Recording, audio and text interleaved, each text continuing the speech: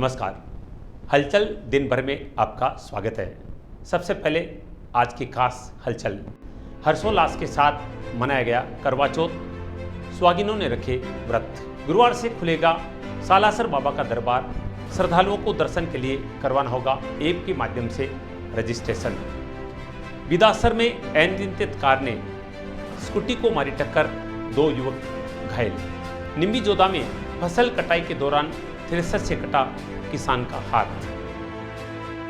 लाखों भक्तों की आस्था के केंद्र सिद्धपीठ सालासर धाम में 6.5 महीने के इंतजार के बाद गुरुवार की सुबह मंदिर के पट खुलेंगे।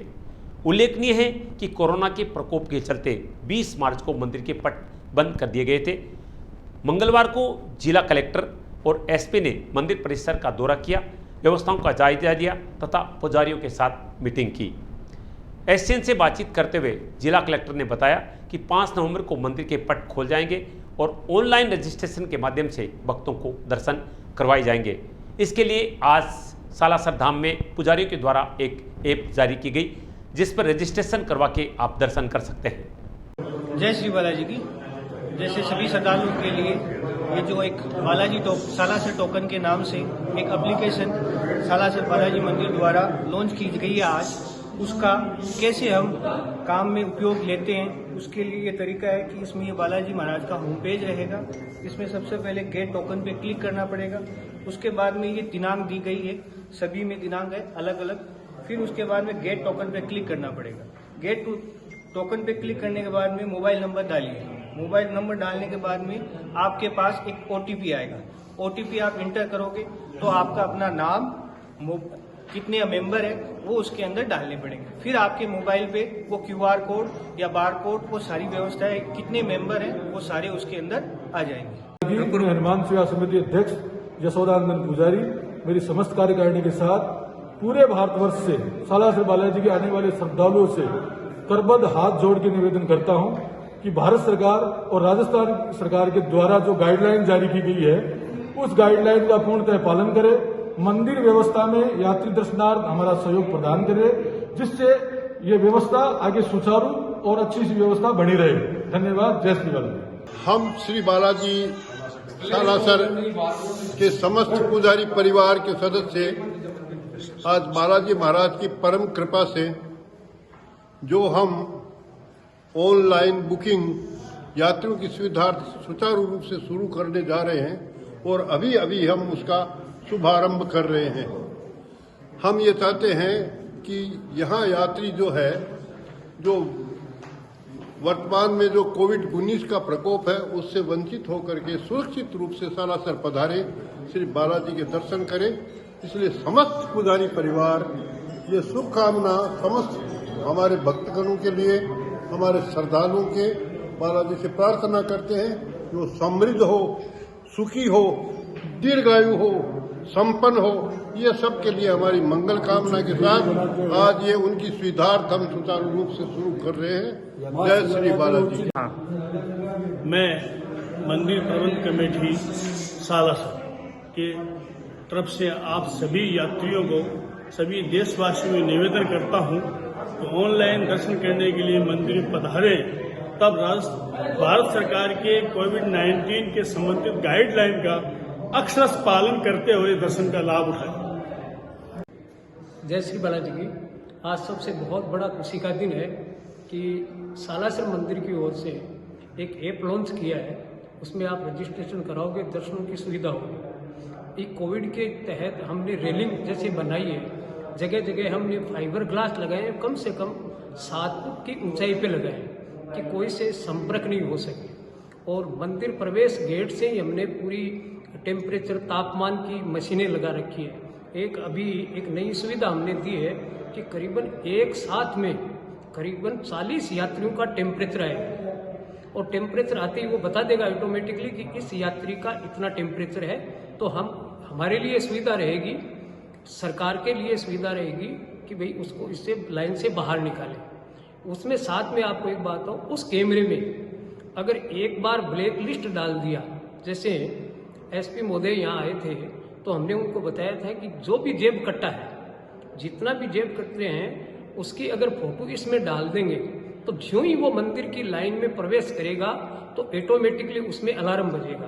तो उसमें ये क्राइम की, जेब कटों की भी बहुत बड़ी कमी आएगी, क्योंकि हर देवस्थान पे इनकी स्थितियां खराब हो रही है। तो ये हमें अभी लॉन्च किया है कल, एसपी महोदय, कलेक्टर महोदय आए थे, उनके द्वारा हमने लॉन्च किया है। हर समय समय पे सैनिटाइज की है, 6 फुट की दूरी का है, जो सरकार की गाइडलाइन है उसका हम पूरा पालन करने का प्रयास करेंगे। इसमें पूरा सालासर ग्रामवासी, हनुमान सेवा समिति, मंदिर प्रशासक पूरा इसमें सहयोग, प्लस सरकारी जितने भी मशीनरी है, कलेक्टर महोदय, एसपी महोदय का, उनका तो पूरा सहयोग हमें कल आश्वासन देके गए हैं और हमें पूरा विश्वास है कि वो हमें पूरा सहयोग देंगे।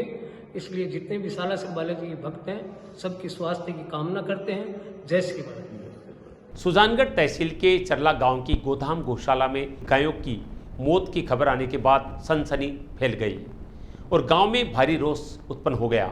इस गौशाला का संचालन संत उज्जैन गिरिजी महाराज के द्वारा किया जा रहा है, लेकिन वृद्धावस्था के कारण महाराज ने डॉक्टर विश्वेश्वरी देवी हरिद्वार को अध्यक्ष बना दिया, जिन्होंने अगस्त 2020 तक गौशाला का संचालन किया। इसके बाद उन्होंने बिना सदस्यों को बताए फाटक बनाने की मंशा से रातों रात चरला सरपंच प्रतिनिधि को गौशाला का संचालक और उसके भाई रामसुख गोदारा को कोषाध्यक्ष बना दिया। इसके बाद साध्वी ने रातों रात गौशाला छोड़ दी और वहां से चली गई। ग्रामवासियों का आरोप है कि गौशाला में भारी घोटाला हुआ है और भूख के मारे पिछले 2 महीनों में गायों की मौत हो गई है। इस घटना को लेकर पत्रकारों ने जब बातचीत की तो ग्रामवासियों और सरपंच प्रतिनिधि ने एक दूसरे पर आरोप प्रत्यारोप लगाए।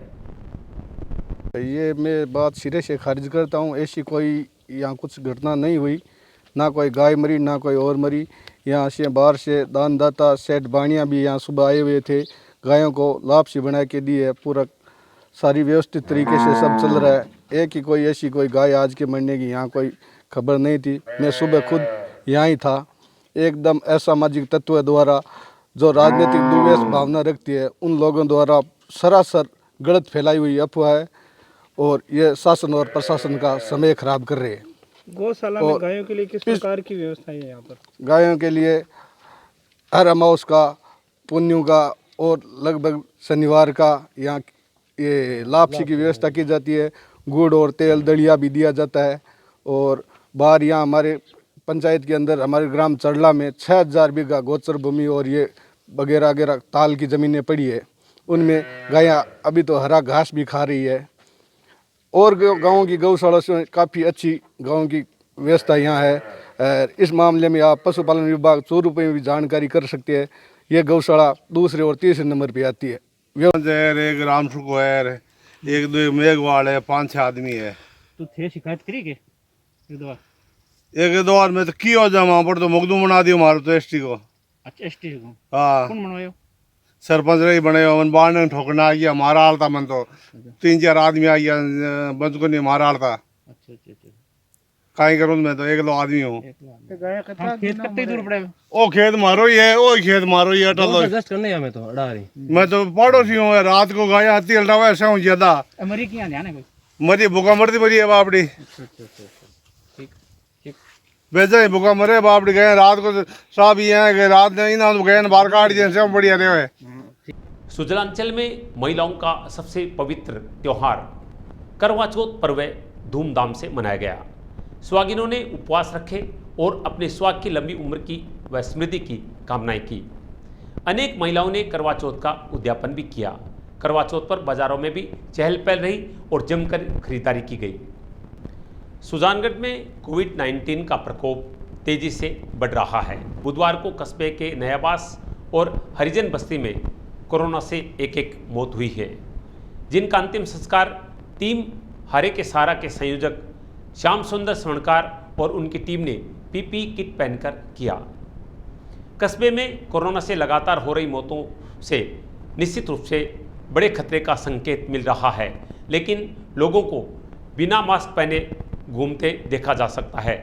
प्रशासन भी आंखें मूंद कर बैठा है।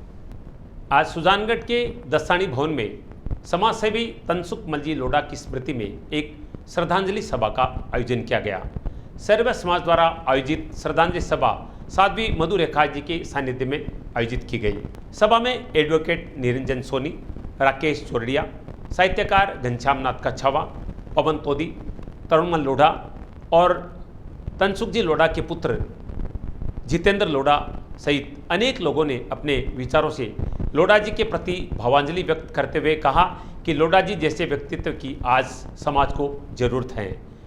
इनका निधन समाज के लिए एक बड़ी क्षति है। आज